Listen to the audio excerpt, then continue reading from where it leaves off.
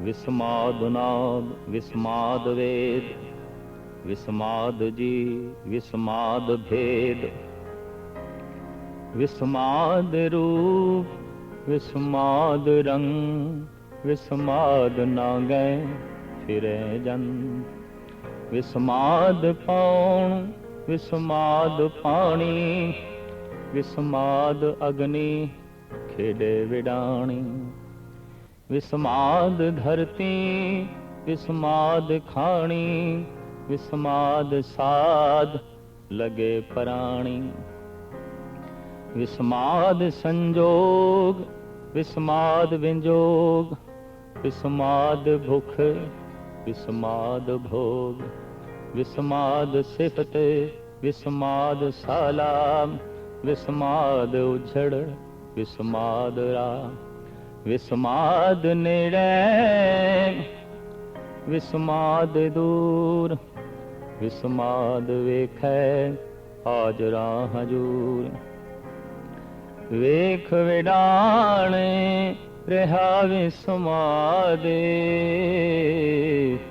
नानक बुझण पूरे भागे, वेख विडाण रहा विस्मादे, नानक बुझण पूरे भागे। विस्माद एक ਉਹ ਅਵਸਥਾ ਜਿੱਥੇ ਮਨੁੱਖ ਦੀ ਸੋਚ ਸ਼ਕਤੀ ਸ਼ਿਥਲ ਹੋ ਜਾਏ, ਅੱਗੋਂ ਸੋਚ ਨਾ ਸਕੇ। ਐਸੀ ਹਾਲਤ ਵਿੱਚ ਜੋ ਅਵਸਥਾ ਬਣਦੀ ਹੈ ਉਹਨੂੰ ਅਚਰਜਤਾ, ਵਿਸਮਾਦ, ਰਹੱਸਮੈ, ਵਿਸਮੈ ਕਰਕੇ ਕਹਿੰਦੇ ਨੇ। ਆਸਾ ਦੀ ਵਾਰ ਦੀ ਜੋ ਇਹ ਤੀਸਰੀ ਪੌੜੀ ਹੈ, ਇਸ ਦੇ ਨਾਲ ਜੋ ਪਹਿਲੇ ਪਾਤਸ਼ਾਹ ਜੀ ਦੇ ਇਹ ਦੋ ਸ਼ਲੋਕ ਨੇ, ਇਹਦੇ 'ਚ ਕਾਦਰ ਦੀ ਤਰਫੋਂ ਵਰਤੀ ਹੈ ਜਿਹੜੀ ਕੁਦਰਤ ਤੇ ਕੁਦਰਤ ਦੇ ਜੋ ਵਿਸਮਾਦਤਾ ਹੈ, ਉਸ ਦਾ ਸਾਹਿਬ ਸ਼੍ਰੀ ਗੁਰੂ ਨਾਨਕ ਦੇਵ ਜੀ ਮਹਾਰਾਜ ਜ਼ਿਕਰ ਕਰਦੇ ਨੇ। ਅਜੋਕੇ ਸਮੇਂ 'ਚ ਵਿਸਮਾਦ ਮਨੁੱਖ ਦੀ ਜ਼ਿੰਦਗੀ 'ਚ ਖਤਮ ਹੁੰਦਾ ਜਾ ਰਿਹਾ ਹੈ, ਕਿਉਂਕਿ ਮਨੁੱਖ ਜਦ ਹੰਕਾਰੀ ਹੋ ਜਾਏ ਤਾਂ ਉਹ ਕਹਿ ਦਿੰਦਾ ਹੈ ਮੈਂ ਸਭ ਕੁਝ ਜਾਣਦਾ। ਜੈਸੇ ਇਹ ਦਾਵਾ ਹੋਵੇ ਕਿ ਮੈਂ ਸਭ ਕੁਝ ਜਾਣਦਾ, ਉੱਥੇ ਵਿਸਮਾਦ ਦਾ ਜਨਮ ਨਹੀਂ ਆਉਂਦਾ, ਉੱਥੇ ਰਹੱਸ ਦਾ ਜਨਮ ਨਹੀਂ ਆਉਂਦਾ, ਉੱਥੇ ਅਚਰਜਤਾ ਪੈਦਾ ਨਹੀਂ ਹੁੰਦੀ। ਹੈਰਾਨ ਕੁਨ ਅਵਸਥਾ ਉੱਥੇ ਬਣਦੀ ਹੈ ਜਦ ਐਸਾ ਮਨੁੱਖ ਸੋਚੇ ਤੇ ਉਸਦੇ ਕੋਲ ਬਾਰੀਕ ਬੁੱਧ ਹੋਵੇ ਕਿ ਮੈਂ ਜੋ ਕੁਝ ਵੇਖਿਆ ਹੈ ਪੂਰਾ ਨਹੀਂ ਵੇਖਿਆ, ਮੈਂ ਜੋ ਕੁਝ ਸੁਣਿਆ ਪੂਰਾ ਨਹੀਂ ਸੁਣਿਆ, ਮੈਂ ਜੋ ਕੁਝ ਸੋਚਿਆ ਪੂਰਾ ਨਹੀਂ ਸੋਚਿਆ, ਮੈਂ ਜਿਤਨਾ ਗਵਨ ਕੀਤਾ ਹੈ ਫਿਰ ਵੀ ਮੈਂ ਪੂਰਾ ਗਵਨ ਨਹੀਂ ਕੀਤਾ, ਮੈਨੂੰ ਜੋ ਕੁਝ ਦਿਖਾਈ ਦੇ ਰਿਹਾ ਹੈ ਇਹ ਇਤਨਾ ਹੀ ਨਹੀਂ, ਇਹ ਹੋਰ ਵੀ ਹੈ, ਇਹ ਹੋਰ ਵੀ ਹੈ। ਐਸੀ ਬੁੱਧੀ ਲਈ ਵਿਨਮਰਤਾ ਚਾਹੀਦੀ ਹੈ, ਨਿਰਮਾਣਤਾ ਚਾਹੀਦੀ ਹੈ। ਕਹਿੰਦੇ ਨੇ ਇੱਕ ਬੱਚਾ ਰਹੱਸ ਦੇ 'ਚ ਜੀਵਦਾ ਹੈ, ਇੱਕ ਕਵੀ ਰਹੱਸ ਦੇ 'ਚ ਜੀਵਦਾ ਹੈ, ਇੱਕ ਸੰਤ ਰਹੱਸ ਦੇ 'ਚ ਜੀਵਦਾ ਹੈ। ਇਹਨਾਂ ਤਿੰਨਾਂ ਤੋਂ ਇਲਾਵਾ ਮਨੁੱਖ ਦੀ ਜ਼ਿੰਦਗੀ ਦੇ 'ਚ ਅਚਰਜਤਾ, ਵਿਸਮਾਦ, ਹੈਰਾਨਕੁਨ ਅਵਸਥਾ ਦੇਖਣੀ ਬਹੁਤ ਔਖੀ ਹੈ। ਕਿਉਂ ਕਿ ਇਹਨਾਂ ਤੋਂ ਬਿਨਾਂ ਜੋ ਜੀਵਨ ਹੈ ਉਹ ਅਹੰਕਾਰੀ ਹੈ, ਤੇ ਅਹੰਕਾਰੀ ਦੀ ਜ਼ਿੰਦਗੀ 'ਚ ਵਿਸਮਾਦ ਨਹੀਂ ਹੁੰਦਾ। ਬੱਚਾ ਵਿਨਿਮਰ ਹੈ, ਜੋ ਕੁਝ ਨਹੀਂ ਜਾਣਦਾ ਉਹਦੇ ਬਾਰੇ ਉਸਦਾ ਜਾਣਕਾਰੀ ਦਾ ਦਾਵਾ ਨਹੀਂ ਹੈ, ਉਹਦੇ ਬਾਰੇ ਉਸਦਾ ਪ੍ਰਗਟਾਵਾ ਨਹੀਂ ਕਿ ਮੈਂ ਜਾਣਦਾ। ਇਸ ਵਾਸਤੇ ਬੱਚਾ ਉੜਦੀਆਂ ਹੋਈਆਂ ਤਿਤਲੀਆਂ ਨੂੰ ਵੇਖ ਕੇ ਵੀ ਵਿਸਮਾਦ ਵਿੱਚ ਲੀਨ ਹੋ ਜਾਂਦਾ ਹੈ। ਬੱਚਾ ਖਿੜੇ ਹੋਏ ਫੁੱਲਾਂ ਨੂੰ ਵੇਖ ਕੇ ਵੀ ਸੋਚਣ ਤੇ ਮਜਬੂਰ ਹੋ ਜਾਂਦਾ ਹੈ ਕਿ ਧਰਤੀ ਦੇ ਚੋਂ ਇਹ ਕੈਸਾ ਸੁਪਨ, ਧਰਤੀ ਦੇ ਚੋਂ ਇਹ ਕੈਸਾ ਨੂਰ। ਇੱਕ ਬੱਚਾ ਤੇ ਸੂਰਜ ਨੂੰ ਵੇਖ ਕੇ ਵੀ ਹੈਰਾਨ ਹੋ ਜਾਂਦਾ ਹੈ। ਔਰ ਇਸ ਤਰ੍ਹਾਂ ਦੀ ਥੋੜੀ ਜਿਹੀ ਵੀ ਬੁੱਧ ਰੱਖਣ ਵਾਲਾ ਮਾਸੂਮ ਬੱਚਾ ਜਦ ਰਾਤ ਨੂੰ ਚੰਦਰਮਾ ਨੂੰ ਵੇਖਦਾ ਹੈ, ਚਮਕਦੇਵ ਨੂੰ, ਰਹੱਸ ਨਾਲ ਭਰ ਜਾਂਦਾ ਹੈ, ਵਿਸਮਾਦ ਨਾਲ ਭਰ ਜਾਂਦਾ ਹੈ। ਲੇਕਿਨ ਇਹ ਵਿਸਮਾਦ ਬੱਚੇ ਦੀ ਅਬੋਧ ਅਵਸਥਾ ਤੇ ਖੜਾ ਹੈ, ਅਚੇਤ ਅਵਸਥਾ ਤੇ ਖੜਾ ਹੈ। ਇੱਕ ਹੋਰ ਵਿਸਮਾਦ ਹੈ ਜੋ ਕਵੀ ਕੋਲ ਹੈ, ਸ਼ਾਇਰ ਕੋਲ ਹੈ। ਔਰ ਜਿੱਥੇ ਵਿਸਮਾਦ ਨਹੀਂ, ਸ਼ਾਇਰੀ ਦਾ ਜਨਮ ਵੀ ਨਹੀਂ ਹੁੰਦਾ। ਆਮ ਮਨੋਵਿਗਿਆਨੀ ਦਾ ਕਹਿਣਾ ਹੈ ਕਿ ਰਹੱਸਮਈ ਅਵਸਥਾ ਤੋਂ ਹੀ ਕਵਿਤਾ ਦਾ ਜਨਮ ਹੈ, शायरी का जन्म है, तो जिस शायरी का, जिस कविता दो रहस्यमयी विस्मादमयी अवस्था तो उत्पत्ति नहीं हुई, जन्म नहीं होया, दरअसल वो कविता कविता ही नहीं, वो शायरी शायरी ही नहीं। विस्माद जिथे मनुख हैरान हो जाए, विस्म हो जाए, रहस्य की दुनिया विच खो जाए, इसलिए तीक्ष्ण बुद्ध चाहिए। तो कवि का विस्माद अबोध अवस्था ते नहीं खड़ा, सुबोध अवस्था ते खड़ा है, लेकिन खड़ा है हिरदे दे तल ते। इस वास्ते कवि कोल रहस्य दा थोड़ा जिहा रस भी है, कवि कोल विस्माद दा थोड़ा जिहा रहस्य भी रस भी है, जद के ये रस बच्चे कोल नहीं है। हैरान कुन अवस्था जरूर है, लेकिन ये रस नहीं है। विस्माद दे फिर जीवदे ने संत, ये तीसरी कोटि च आ जाते हैं, और ये तीसरी कोटि शिखर है, सिरमौर है, उच्चता है। ये अपनी आत्मा के तल ते जीवदे ने, ते आत्मा दे चों जो कुछ भी चारों पासे अंकुरित होया है और होंदा रहिंदा है, इनू वेख वेख के वो विस्माद होंदे ने, इसनू वेख वेख के वो रस लेंदे ने। ऐसा जगत दे जो कुछ अंकुरित होंदा है उस परम आत्मा तो उन्होंने वेख वेख के गुरु नानक देव जी महाराज कहते ने, मैं विस्माद दे चला गया, वेख विडान रिहा विस्माद नानक बुझन पूरे भाग। साहिब कहते ने मैं ये विडान ये कौतक वेख के विस्माद हो गया। और ये विस्मादमयी अवस्था भी साहिब कहते ने नानक बुझन पूरे भाग, कोई बुझदा है, कोई जानदा है पूरे भागां नाल। भाव उसकी प्रालब्ध उच्ची होवे, उसके पूर्वले संस्कार महान होवन, उहदे ते प्रभु की दया बहुत वड्डे पद्धर ते होवे, तां किदे वो विस्मादमयी जीवन जीवदा है, रहस्य च जीवदा है। अजोकी सदी, ये जो 20वीं सदी है, ये रस विहीन हो गई है, क्योंकि रहस्य विहीन हो गई है, स्वाद विहीन हो गई है, क्योंकि विस्माद विहीन हो गई है। स्वाद ते उत्थे है जिथे विस्माद है, रस ते उत्थे है जिथे रहस्य है। रहस्य खो गया, रस खो गया, विस्माद खो गया, स्वाद खो गया। विस्माद क्यों खोया, रहस्य क्यों खोया? अहंकार वधिया। ते अहंकारी कहंदा है मैं बदलां नूं जो वेखिया है मैं वेख लिया पूरा, और मैं जान भी लिया। मैं सूरज नूं जो वेखिया है मैं वेख लिया पूरा, और मैं जान भी लिया। ये धरती ये मैं वेख लई है और मैनू जान भी लिया। ये किसी वक्त धरती दा, सूरज दा एक हिस्सा सी। ये धरती टुट के ये थल्ले आई, एक पासे हुई, सदियां तक गर्म रही, फिर ठंडी हुई, फिर इस देश वनस्पति पैदा हुई, फिर सहजे सहजे ये जीवन चलिया जो अज विचर रहा है। इस तरीके नाल एक जानकार बंदा कह देंदा मैं तो सब कुछ जानदा। इस वास्ते विज्ञानक दे कोल रहस्य नहीं होंदा, विस्माद नहीं होंदा, स्वाद नहीं होंदा। विज्ञानक कोल कवि वाला हिरदा नहीं, विज्ञानक कोल शायर वाला हिरदा नहीं।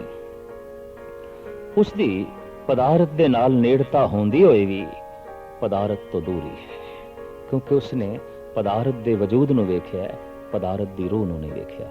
संसार दे आकार नूं वेखिया है, उन्हें इस दी बुनियाद नूं नहीं वेखिया, उसने इस दे नूर नूं नहीं वेखिया। तो साहिब श्री गुरु नानक देव जी महाराज दा फरमान मैं वेखदा और वेख वेख के विस्माद हो रहे हैं, रहस्य विच खो गए हैं। की कुछ वेख रहे हैं और किन्ना पसारा है। इस श्लोक दे गिनती दे मुताबिक गुरु नानक देव जी महाराज दसदे जा रहे हैं, विस्माद नाद, विस्माद वेद। प्रथम ते मेरे लिए जो आवाज है, जो मेरे कान सुनते ने, इनू सुन सुन के मैं विस्माद दे चला जाना। असी भी सुनते हैं, बदलों की गर्जन सुनते हैं, कोयलों की कूकू सुनते हैं, मनुखों के बोल सुनते हैं, सागर का गर्जन सुनते हैं, पवन की शांशां सुनते हैं, चिड़ियां का चहचहाना सुनते हैं, संगीत सुनते हैं, गीत सुनते हैं, पर विस्माद नहीं, रहस्य नहीं। कारण असी नाद दी खलड़ी वेखते हैं, रूह नहीं वेखते, उपरों ही सुनते हैं। ये जितनियां आवाज़ां ने, जो शब्द, जो आवाज़, जो स्वर, जो धुनी साडे कंन विच पै रही है, गुरु नानक देव जी महाराज ते इंज कहते ने, जो बोलत है मृग मीन पंखेरू, सो बिन हर जापत है नहीं होर। मेरे लिए ते हे परमात्मा तू ही बोल रहे हैं, किधरे सागर दे गर्जन दे च, किधरे पवन दी शां दे च, किधरे मनुखां दी भाषा दे च, किधरे बंदियां दी बोली दे च, किधरे पंछियां दे चहचहाण दे च। ये आवाज सब तेरी है, ये धुन सब तेरी है। जेता रूप काया तेरी, ये जितना आकार मैनू दिखाई दे रहा है ये ते तेरी काया है, ये ते तेरा वजूद है। और इस वजूद दे चों जो कुछ भी प्रगट हो रहा है ये तू ही है। तो साहिब कहते ने विस्माद नाद, ये जो शब्द है, ये जो स्वर है, ये जो आवाज है, इनू मैं सुनदा ते विस्माद हो जाना। हैरानगी होवेगी विस्माद शब्द नू सुन के, विस्माद आवाज नू सुन के। हाँ, आवाज दी अपनी महानता है, अगर इसनू किधरे बारीकियां दे नाल सुनिया जाए। कद किसी ने बारीकी नाल सुनिया गऊ दा बोलना, कद किसी ने बारीकी नाल सुनिया कुत्तियां दा भौंकना, कद किसी ने बारीकी नाल सुनिया शेर दा गर्जना ते चिड़ियां दी चहचहाट। हकीकत है जिस दिन किसी ने भी बारीकी नाल सुनिया बिस्मात तारी हो जाएगा और स्वाद दी गंगा वग तुरेगी। बारीकी नाल ये चारों पासे उमड़दे हुए बोल सुने, आवाजां सुनिया, स्वर ध्वनि नूं सुनिया, तां रहस दी दुनिया चो बंदा खो के रस दी दुनिया विच लीन हो जाएगा, आनंद माणेगा, परम रस। तो साहिब कहंदे ने विस्माद नाद, विस्माद वेद विद्या ज्ञान, अनंत प्रकार दा ज्ञान साडे देश दे 64 प्रकार दी विद्या मनी गई है। लेकिन इसनूं फिर भी थोड़ा जिहा तकसीम करिए तां पदार्थ दा ज्ञान, कला दा ज्ञान, आत्मा दा ज्ञान, इंज 3 तरह दे ज्ञान विच 64 तरह दी विद्या आउंदी है। ते साहिब कहंदे ने जिहड़ी विद्या है, ये जिहड़ा ज्ञान है, इनू भी मैं महसूस जद करदा हां ते विस्माद दे चला जाना। ज्ञान सूझ समझ ये विद्या, विद्या नू पढ़दे आया जिहड़ा विद्यार्थी विस्माद दे चला जाए वो संत है। ज्ञान हासिल करदियां करदियां जो विद्यार्थी, जो शागिर्द रहस दी दुनिया विच खो जाए, वो रस दी दुनिया विच लीन होके संत दा रुतबा हासिल कर लैंदा है, भगत दा रुतबा हासिल कर लैंदा है। तो साहिब कहंदे ने मैं इस विद्या नू महसूस करके, चारों पासे बिखरे हुए ज्ञान नू महसूस करके विस्माद हो जाना। और ज्ञान हर एक चीज दे छुपिया होया है, लैण दी समर्था होवे। दरखत दा एक निक्का जिहा पत्ता भी अपने विच बहुत कुछ छुपाई बैठा है जे असीं उसनू जानना चाहिए। रेत दा एक निक्का जिहा जरा अपने विच बहुत कुछ समेट के बैठा है जे असीं खोलना चाहिए। सागर, सूरज दी किरण, चंद्रमा, मनुख, बनस्पति, पशु, पंखी, हर एक ज्ञान दे सागर ने। चारों पासे ज्ञान दा उमड़िया होया सागर है।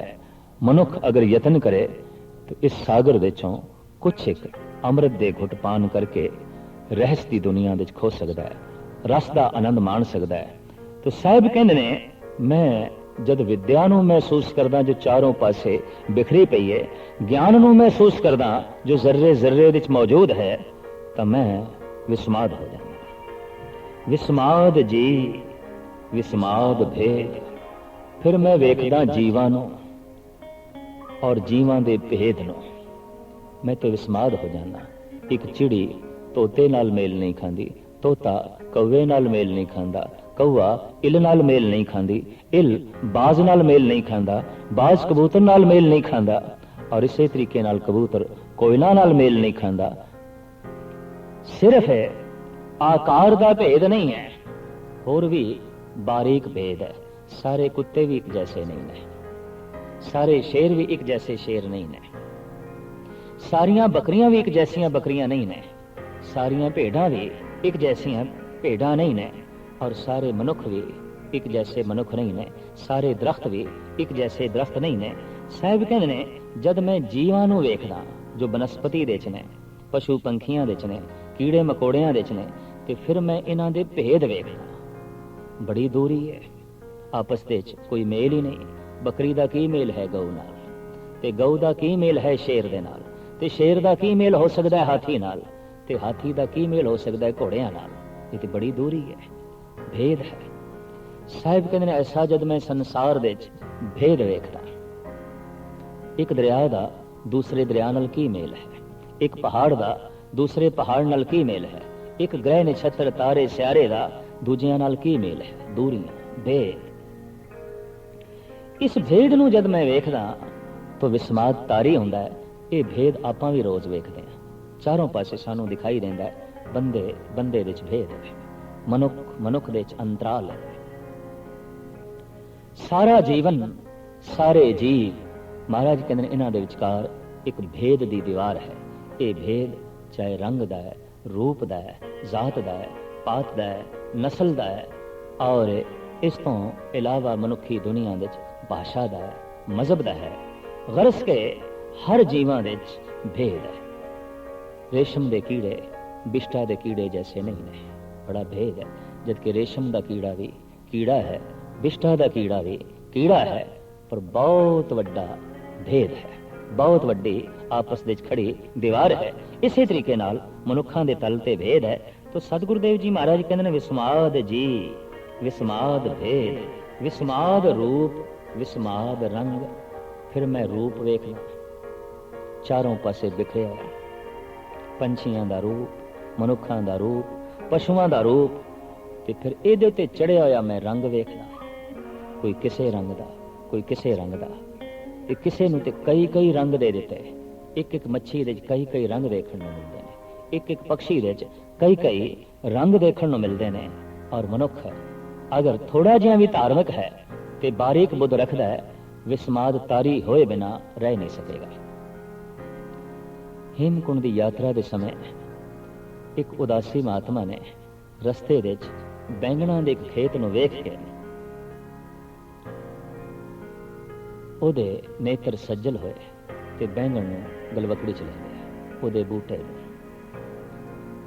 ਆਮ ਲੋਕਾਂ ਦੀ ਦ੍ਰਿਸ਼ਟੀ ਗੋਚਰ ਜਦ ਇਹ ਘਟਨਾ ਹੋਈ ਤੇ ਇੰਜ ਮਹਿਸੂਸ ਹੋਇਆ ਜੈਸੇ ਕਿ ਪਾਗਲ ਹੈ, ਲੇਕਿਨ ਨਹੀਂ, ਉਹਦੀ ਰਸਨਾ ਤੋਂ ਬੋਲ ਨਿਕਲ ਰਹੇ ਸਨ। ਬਲ ਬਲ ਜਾਉਂ ਸ਼ਾਮ ਸੁੰਦਰ ਕੇ ਅਕਥ ਕਥਾ ਜਾਂ ਕੀ ਬਾਤ ਸੁਣ। हे ਅਕਥ ਪ੍ਰਭੂ, हे ਸ਼ਾਮ ਸੁੰਦਰ, ਅੱਜ ਤੂੰ ਇਸ ਬੈਂਗਣ ਵਿੱਚ ਬੜਾ ਸੋਹਣਾ ਮੁਖੜਾ ਦਿਖਾਇਆ ਹੈ। ਸ਼ਾਮ ਰੰਗ ਵੀ कितना सुंदर हो सकता है, श्याम रंग भी कितना प्रभावित कर सकता है, श्याम रंग भी कितना मन को अंदौलत कर सकता है। हे प्रभु, ये तू बैंगणा दे राही दिखाना सी मैनू। रोज वेखदे हैं बैंगण, लेकिन बैंगण दे श्याम सुंदर दे दर्शन किथे? इसलिए एक बारीक बुद्ध चाहिए है, इसलिए कवि का हिरदा चाहिए, इसलिए संत की आत्मा चाहिए। फिर ते बैंगण भी परमात्मा जैसे दिखाई देंगे, ਤੇ ਜੇ ਇਹ ਬੁੱਧ ਨਹੀਂ ਤਾਂ ਹੋ ਸਕਦਾ ਹੈ ਪਰਮਾਤਮਾ ਵੀ ਬੈਂਗਣਾ ਜੈਸੇ ਹੀ ਦਿਖਾਈ ਦੇਵੇ। ਕੁਛ ਵੀ ਨਹੀਂ, ਕੁਛ ਵੀ ਨਹੀਂ। ਤਾਂ ਸਤਿਗੁਰੂ ਦੇਵ ਜੀ ਮਹਾਰਾਜ ਕਹਿੰਦੇ ਨੇ ਵਿਸਮਾਦ ਰੂਪ, ਵਿਸਮਾਦ ਰੰਗ। ਮੈਂ ਰੂਪ ਵੇਖਦਾ, ਜਿੱਥੇ ਤੱਕ ਵੇਖਦਾ ਤੇ ਫਿਰ ਉਹਨਾਂ ਦਾ ਰੰਗ ਵੇਖਦਾ। ਹੇ ਮੇਰੇ ਅਕਾਲ ਪੁਰਖ, ਵਿਸਮਾਦ ਮੇਰੇ ਤੇ ਤਾਰੀ ਹੋ ਜਾਂਦਾ ਹੈ, ਮੈਂ ਤੇ ਰਹੱਸ ਦੀ ਦੁਨੀਆ ਵਿੱਚ ਖੋ ਜਾਂਦਾ। ਫਿਰ ਅਗਾਂਹ ਚੱਲ ਕੇ ਸਾਹਿਬ ਕਹਿੰਦੇ ਨੇ ਵਿਸਮਾਦ ਨਾਂਗੇ ਫਿਰੇ ਜੰਤ। हे अकाल पुरख, मैं हैरान हो जाना कि मनुख कपड़े पहनते ने, पशु कपड़े नहीं पहनते, पक्षी कपड़े ही नहीं पहनते, नगन घूमते पे ने, ते उन्होंने अपनी नगनता का कोई बोध भी नहीं है, नगनता ते कोई शर्मसारी भी नहीं है, नगनता का कोई एहसास भी नहीं है। जबकि असी रोज ये नंगे पशु वेखते हैं, कभी विस्माद तारी नहीं होया। बारीक बुद्ध चाहिए। तो साहिब श्री गुरु नानक देव जी महाराज का फरमान, विस्माद नांगे फिरे जन, विस्माद पाऊं विस्माद पानी, विस्माद अग्नि खेडे विडाणी। साहिब कहते ने वगदी हुई पौन नूं वेख के मैं विस्माद की दुनिया विच खो जाना। इसनूं महान कवि सूरबीर संत ਗੁਰੂ ਗੋਬਿੰਦ ਸਿੰਘ ਜੀ ਮਹਾਰਾਜ ਅਕਾਲ ਉਸਤਤ ਦੇ ਵਿੱਚ ਇੰਜ ਬਿਆਨ ਕਰਦੇ ਨੇ, ਕਹੂੰ ਪਵਨ ਹੋਏ ਕੇ ਬਹੇ ਬੇਗ ਐਸੇ, ਕਹੇ ਮੋਹ ਨਾ ਆਵੇ ਕਥੋਂ ਤਾਹੇ ਕੈਸੇ। हे ਪ੍ਰਭੂ, ਕਿਧਰੇ ਤੂੰ ਪਵਨ ਬਣ ਕੇ ਜਦ ਮੈਨੂੰ ਸਪਰਸ਼ ਕਰਕੇ ਲੰਘ ਜਾਂਦਾ ਹੈ, ਜਦ ਮੈਨੂੰ ਛੂਹ ਕਰਕੇ ਲੰਘ ਜਾਂਦਾ ਹੈ, ਤੇ ਇਹ ਛੂਹਣਾ ਮੈਨੂੰ ਬਹੁਤ ਵੱਡਾ ਸੁੱਖ ਦੇ ਜਾਂਦਾ ਹੈ। ਗਰਮੀ ਹੈ, ਪਸੀਨਾ ਆ ਰਿਹਾ ਹੈ, ਤੇ ਪਵਨ ਛੂਹ ਕੇ ਲੰਘ ਗਈ ਹੈ।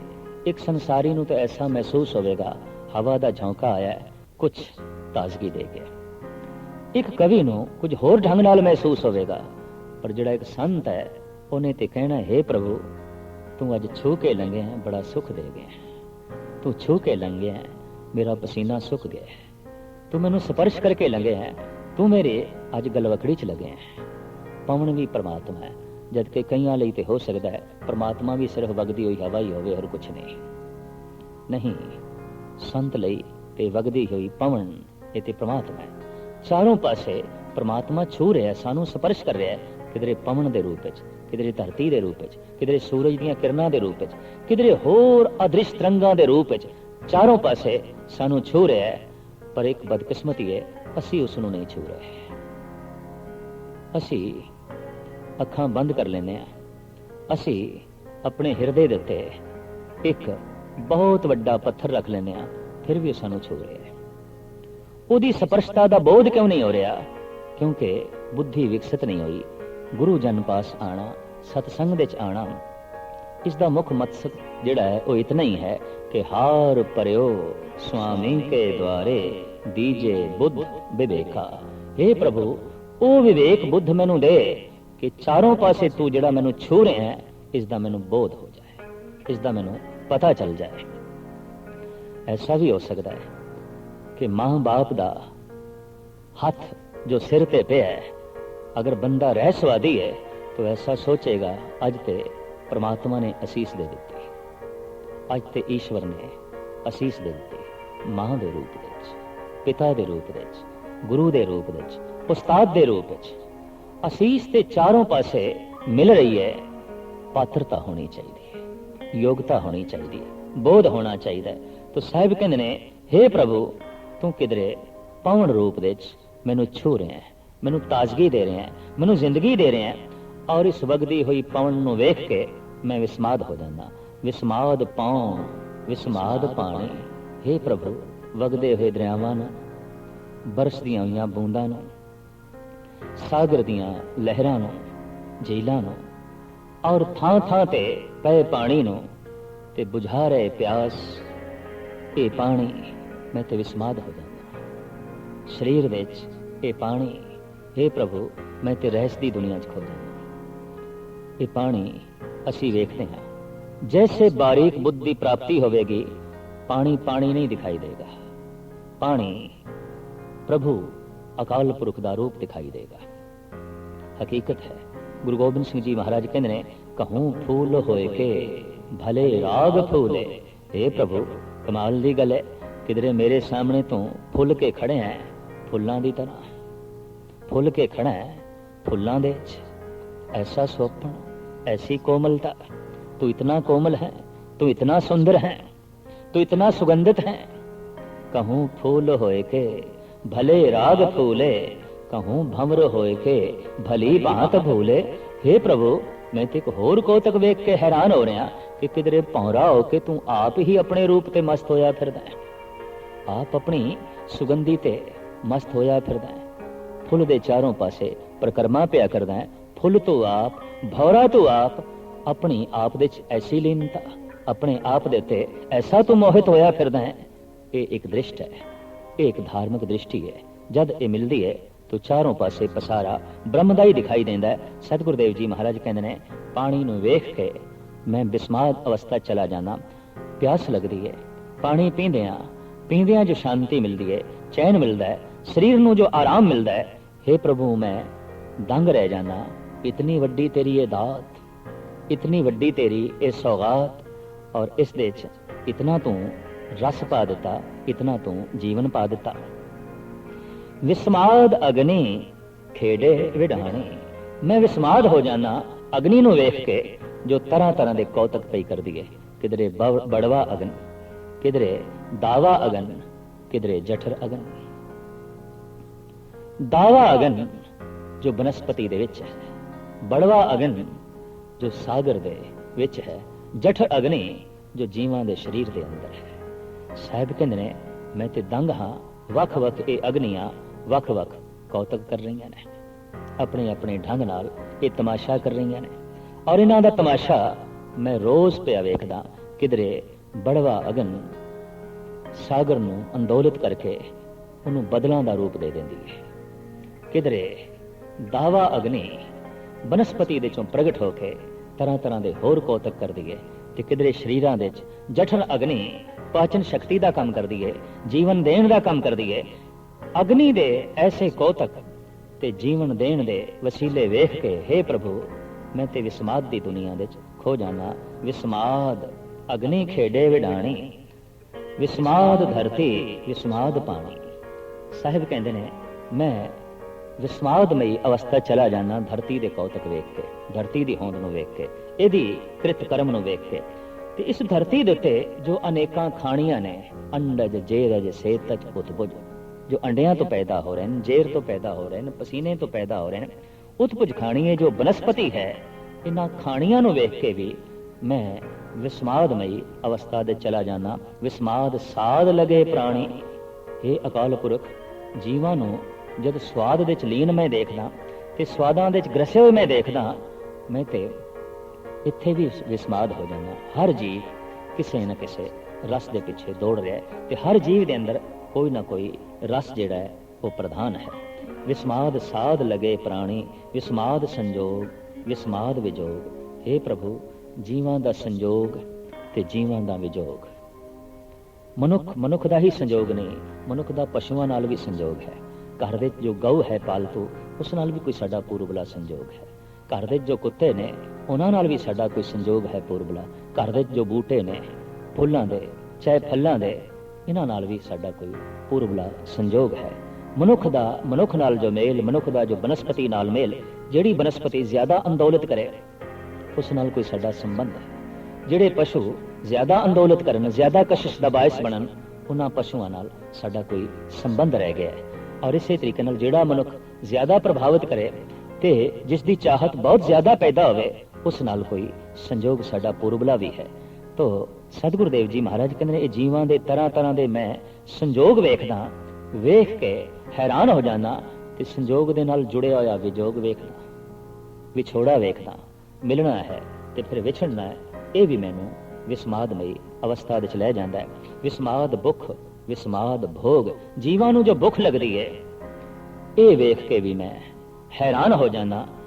ते भुख लगे मनुख जद भोग दे लीन होंदे ने, रस दे लीन होंदे ने, तां उस भुख नू वेख के ते भोग नू वेख के हे प्रभु मैं ते समाधि लीन हो जाना। विस्माद सिफत, विस्माद साला, तेरी जिहड़ी सिफत ओ सलाह है उस दे जो रस है ते आनंद है, हे प्रभु ये वेख के भी मैं विस्माद हो जाना।